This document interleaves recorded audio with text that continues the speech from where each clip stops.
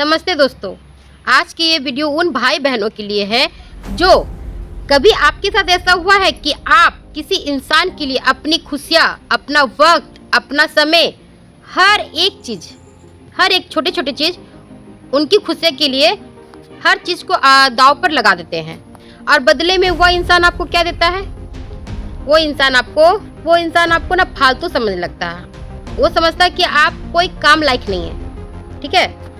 वो समझने लगते हैं कि आपका कोई वैल्यू नहीं है, आपकी कोई इज्जत नहीं है, कोई सम्मान नहीं है, आपका आत्मसम्मान नहीं है, तो आपका नाम नहीं है, आप उसके बिना कुछ नहीं कर सकते, आप उसके बिना कुछ भी नहीं हो। जब आप उसे फ़ोन करो तो वो बिजी बताता है कि वो अपने आप को इतना बिजी बताता है कि आपका फ़ोन रिसीव नहीं करता है। आप कॉल करते रहो, आपका रिप्लाई नहीं देगा। आपको अगर फ़ोन उठा भी लिए तो किसी न किसी नाटक से वो फ़ोन रख देता है। जब आप कोई सलाह देते हो ना तो वो उसे ना मजाक में उड़ाता है, आपका मजाक लेता है, आपका मजाक उड़ाता है। अगर भाई बहनों आपके साथ भी ये हो रहा है ना, तो आज मैं इस वीडियो में वो 3 ऐसे दिव्य नियम बताऊंगी जिन्हें आप अपने ज़िंदगी में लागू करेंगे, ठीक है। अगर लागू कर लिए ना तो सामने वाला इंसान ना आपकी कदर करने से मजबूर हो जाएगा। करने से बहनों और भाइयों, एक बात याद रखिएगा कि ये जो 3 दिव्य नियम मैं बताऊंगी ना, वो बहुत असरदार है। बिना स्किप किए इस वीडियो को पूरा फुल वॉच कीजिए और आज की ये बातें आपकी आत्मसम्मान को वापस लाने या जगाने वाली है, ठीक है।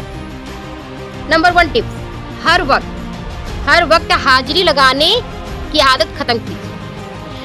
देखो दोस्तों, एक उदाहरण में देकर समझाऊंगी। हमारे घर में जब नल में पानी आता है तो हम उसे पूरी तरह से वेस्ट करते हैं, पूरी तरह से बर्बाद करते हैं। उसकी कीमत एक भी हम नहीं समझते हैं। उसे खुला छोड़ देते हैं और बहने देते हैं, बर्बाद होने देते हैं।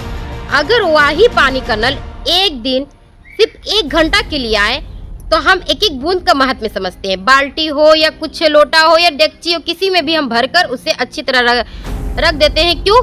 क्योंकि पानी हमारी जरूरत है। एक एक बूंद की कीमत समझते हैं। उसी प्रकार जब किसी का कॉल आता है, मान लीजिए किसी का कॉल आया, तो आप क्या करते हैं? आप काम करते रहते, किचन में दिन भर सारा काम करते रहते। आप सारा काम को छोड़कर उसके कॉल को अहमियत देते हैं, ठीक है। अगर कोई आपको मैसेज करता है, आपको मैसेज किया और आप उसका तुरंत रिप्लाई दे देते हैं ना, तो आपको वह एक कीमत नहीं समझता। वह हमेशा आपको फ्री समझ लिया है। क्यों?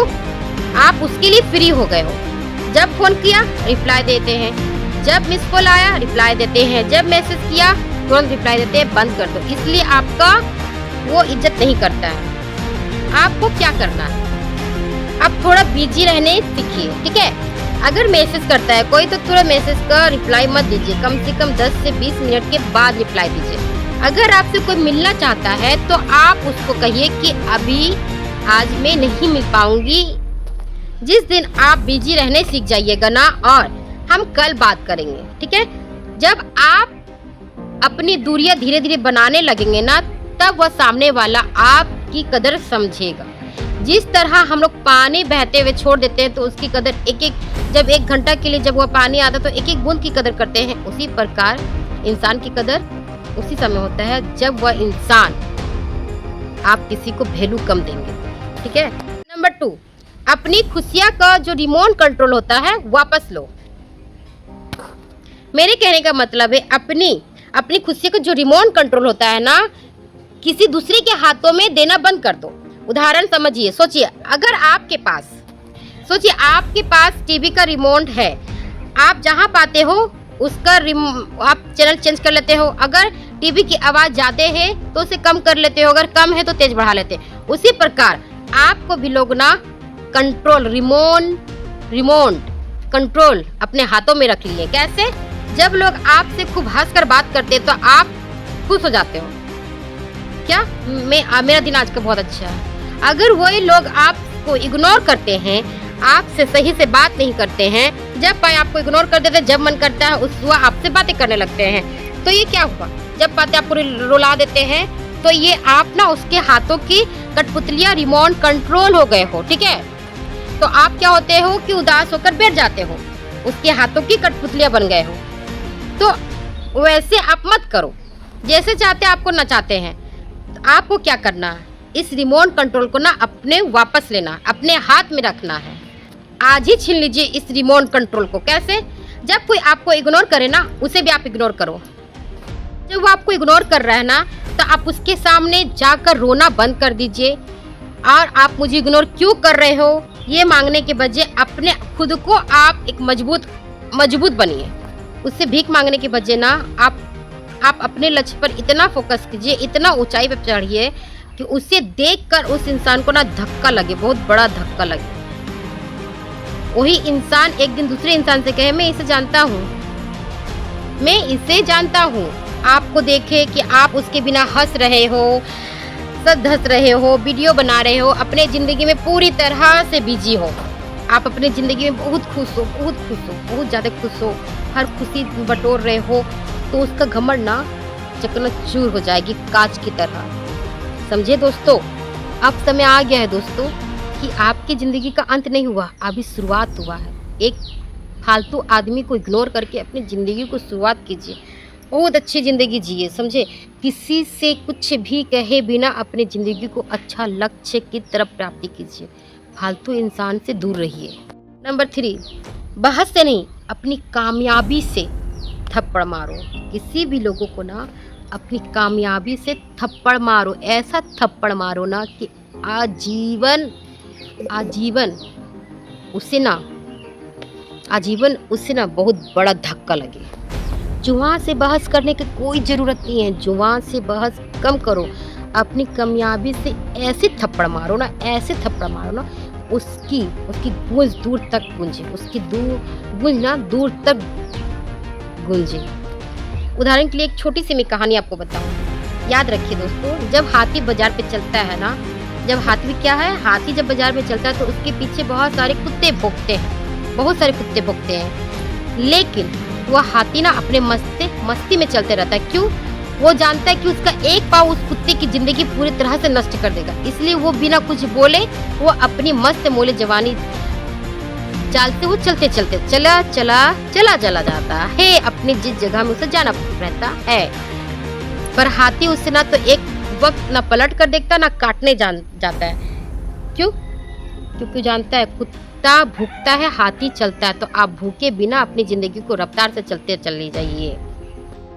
आपको क्या करना है, आपकी पूरी गुस्सा, पूरी जिद को, पूरा फोकस अपने लक्ष्य पर देना, अपने काम में झोंक देना। जितना गुस्सा है, जितना जिद है, जितना भी आपका ड्रामा है, जितना भी आपका क्रोध है, वो सब आपका पूरी चीज को अपने लक्ष्य में झोंक देना है। अगर मान लीजिए आप अगर वीडियो बनाते हैं ना, वीडियो ही बनाते हैं, तो इस तरह बनाइए ना, आप उसमें डूब जाइए कि आप नहीं है, आपकी एक कलाकारी है। ऐसे एडिटिंग कीजिए और इस तरह से ज़िंदगी को मस्त बनाने में लगिए कि दूसरा कोई आपका वीडियो अच्छी तरह समझने लगे। और जिस दिन आपका वीडियो पूरी तरह से अगर वायरल हो गया और आपसे कोई सेल्फी ले रहा है आपके साथ, तो वही लोग ना जो आपको इग्नोर करते थे, जो आपको एक नज़र फूटी देखना नहीं पसंद करते थे, जो आपका आप सलाह देते तो आज मजाक करते थे, तो उसे इंसान से ना सही में वो खुद इंसान बोलेगा कि मैं इसे जानता हूँ। उसके मुंह में इतना कस के थप्पड़ लगेगा ना कि ज़िंदगी भर उससे बर्दाश्त नहीं होगा आपकी ये लक्ष्य की प्राप्ति।